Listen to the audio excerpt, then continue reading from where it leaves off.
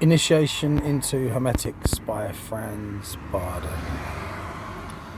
Magic Physical Training 4.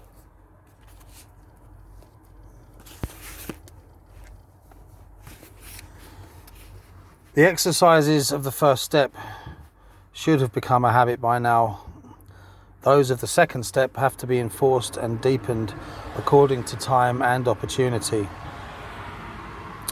One ought to have the capacity of sticking firmly to any asceticism one has imposed upon oneself without having to fight temptations or even to succumb to any of them. The exercises of the third step are to be deepened as well. One has to manage the position of the body so far as to endure the asana seat for hours without feeling the slightest disturbance, nervousness, tension, or convulsion. The power of radiation has to be enforced, deepened, and must become more expansive. That means more dynamic, which has to be accomplished by imagination and deep meditation. The magician has to learn the practical use of the radiant power for any purpose and in any situation. He must reach such a degree of perfection that any desire which he is transplanting into the radiant power is realized instantly. In this manner, he will be enabled to help suffering people in cases of illness and accidents, and thus bring great blessing to himself.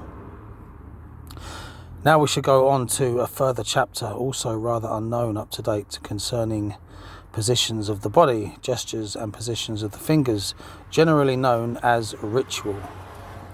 The fundamental principle of rituals is based on confirming an idea, a train of thoughts by an external mode of expression, or the other way around, producing a train of thoughts by a gesture or an action, which we shall designate evocation in Hermetics. Tea break.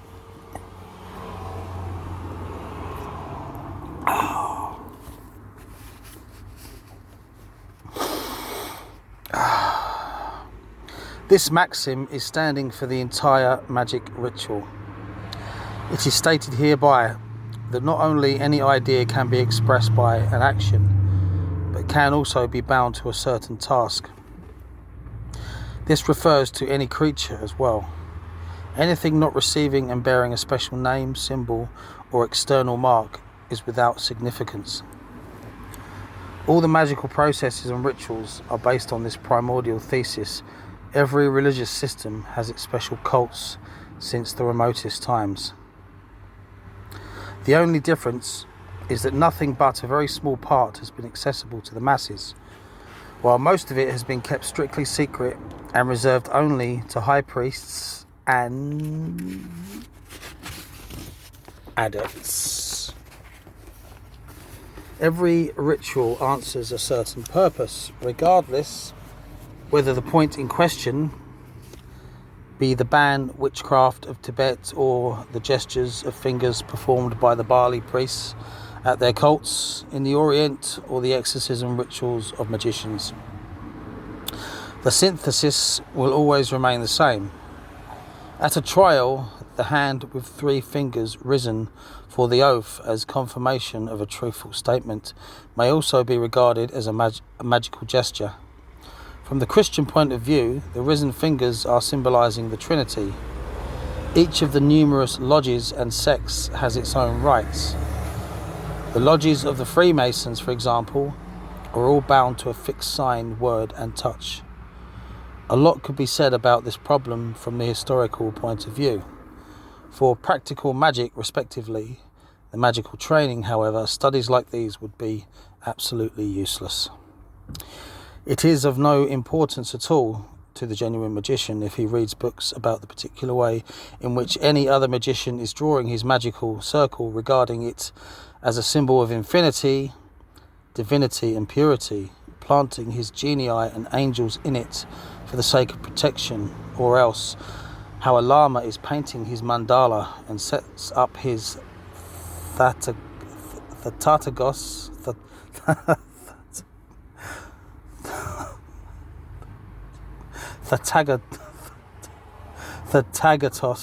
as a symbol of protective deity. He does not need much He does not need such strange directions, because he knows very well they are only a mental support for the mind. In this fourth step, the magician will learn how to produce his own rituals, cults, gestures, and manipulations of the fingers. All this depends a great deal on his individuality and perception. Many a magician has achieved more with the most primitive rituals than a philosophic speculator with all his complicated performances of his cult. It is not possible to give an exact direction in this manner, and the scholar will have to act intuitively and must understand how to express the ideas, train of thoughts, and everything he would like to be realized by a suitable gesture, position of fingers, or by a ritual. He will certainly not try to express a blessing gesture by a clenched fist, ready to attack. He will compose his individual unceremonious ritual according to his situation and position, which he is using when nobody is watching him. There are magicians who are performing rituals unnoticed, being in the middle of the biggest crowd by movements of their fingers in the pocket of their coat. In conformity with the elements, they are using the analogy of the 5 fingers by imputing the forefinger to the fire, the thumb to the water, the middle finger to the akasha, the ring finger to the earth, and the little finger to the air. The right hand represents the positive elements and the left one the negative elements. May this small example be sufficient.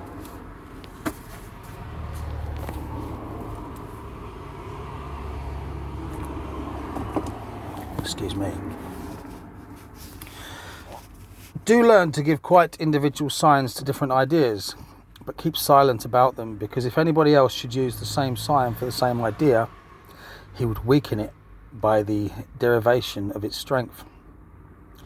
Bind and fix your personal desire, which you wish most eagerly to be realized, to your own small ritual or gesticulation. Best of all, gesticulations of the fingers, and imagine that your desire is being realized by this gesture, or that it has been realized already. The rule of the present imperative formula is valid here as well. The imaginary realization in connection with the gesture or the rite has to be performed at the beginning with the feeling of assurance, self-confidence and self-reliance, and with the unshakable faith in success. At first, the ritual as well as the imagination have to be used. Later on, dealing with only the imagination of the desire and its realization, you will be induced, without even noticing it, automatically to use the gesture or the ritual. Having arrived at this point, that a desire has become an automatic function of your imagination, the process will go on in inverted order. You perform the ritual or the gesture, and the imagination or the power in question will automatically release their effect. This is the real purpose of the ritual, the position or the gestures of the limbs and the fingers.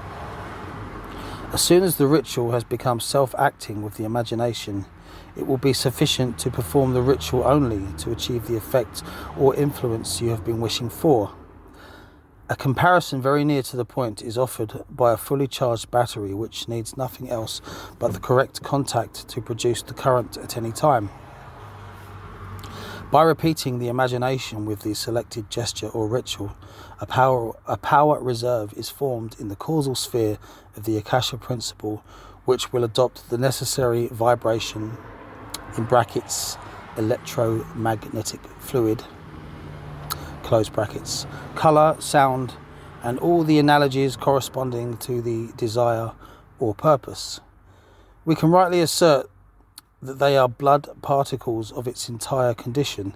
If this power reservoir has been loaded by frequent repetition, the mere ritual will produce the discharge of one part of this reservoir, bringing about the necessary effect in this way. It is therefore profitable not to talk about, otherwise somebody else could easily draw up the power by the same ritual and accomplish the effect naturally at the sacrifice of the originator. Certain lodges let their beginners perform rituals by which such power reservoir is loaded automatically. The higher adepts would get, in this case, a cheap additional allowance and could work with its effort and could work with it effortlessly, I suppose. But as soon as the scholar is making progress and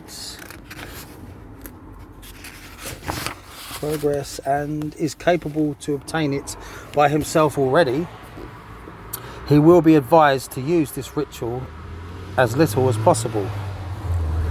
Evidently, some people will come to the conclusion that several of the political movements or parties are performing an indirect magical action with the gesture of salute and supply in this manner the general reservoir with more, however small, parts of the vital power by the constant repetition.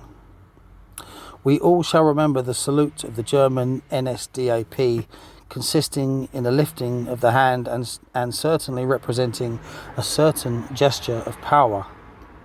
But if such an increased collective power reservoir is misused for greedy and questionable purposes, this mentally strained power is turning against the founders.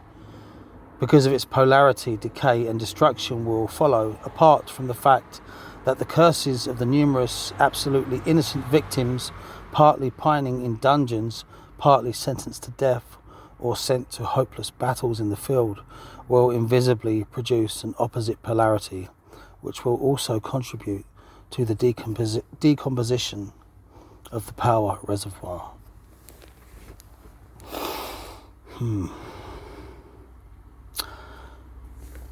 Tea break.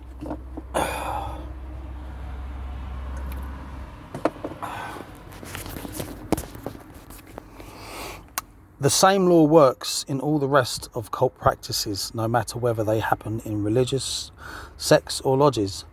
The miraculous healings in places of pilgrimage have the same fundamental base. The devoted believer is drawing up the spiritual power from the Akasha principle, accumulated there by the worshippers as a result of their firm faith and unshakable confidence.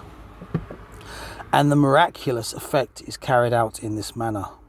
The well-trained magician will always find the sole true explanation for such and similar phenomena by this knowledge of the universal laws. Using his knowledge of the polarity laws, he could, without any doubt, grasp all the power from the cult reservoir by force and produce healings or other ostensible miracles at any time he wanted to. The magician, on a high ethical level, would regard such deeds as a sort of stealing, and therefore will always refuse to lower himself to do it because he has many other possibilities at hand. Excuse me. This shall be mentioned only by the way, and we shall turn back again to the rituals. It has been said before that any idea, every desire, and every imagination can be realized by a ritual, no matter which of the planes, material, astral, or mental, be concerned. Only the time of realization depends first on the mental maturity and secondly on the diligence of using the rituals. The magician will best choose such rites as he can use for a lifetime. That means rituals of a universal character. The fewer desires he has, all the sooner he can book the success. Supposing the rituals he chose do not function at first effectively enough, he should not subjoin with others. In the beginning, he ought to be satisfied with 1, at most 3 rituals. Having arrived at this step of development, the magician will understand perfectly to check on the right measure, and he will also know how much he is capable to load. Summary of all exercises. Step 4. 1. Magical mental training. Transplantation of consciousness. A. Into objects. B. Into animals. C. Into human beings. 2. Magic psychic training. 1. Accumulation of elements. A. In the whole body. B. In single parts of the body with the help of 2 methods. 2. Production of element harmony in the appropriate regions of the body. A. Fire - head. B. Air - chest. C. Water - abdomen. D. Earth - rump bone genitals feet. 3. Magic physical training. Rituals and their practical applicability. A. Gesticulations, in brackets, gestures. B. Bearings. C. Postures of the fingers. End of fourth step.